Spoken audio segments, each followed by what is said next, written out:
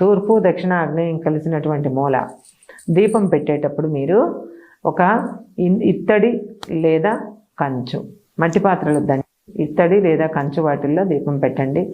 ఒక్క దీపం పెట్టినా లేదు, డైరెక్ట్గా 2 వత్తులు పెట్టే దాంట్లోని ఒక వత్తే దీపం పెట్టాలి. అంటే 2 వత్తులు కలిపేసి నలిపేసి పెట్టేసుకోవాలన్నమాట. పెట్టేసి దాంట్లో నిండా నూనె పోసి ఉదయం మీరు స్టవ్ వెలిగించే ముందే దాన్ని వెలిగించి దాని పక్కన ఒక 2 అగరవత్తులు పెట్టి దానికి ఒక పటిక బెల్లమో లేకపోతే అరటి పండో నివేదన చేసుకుని ఒక నమస్కారం పెట్టుకొని ఆగ్నేయాన్ని శాంతింపజేయాలి. దానివల్ల తద్వారా లక్ష్మి కటాక్షిస్తుంది. ఇది చేసుకోండి.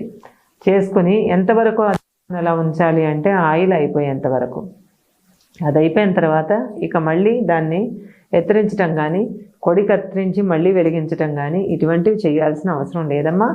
దయచేసి మళ్ళీ దాన్ని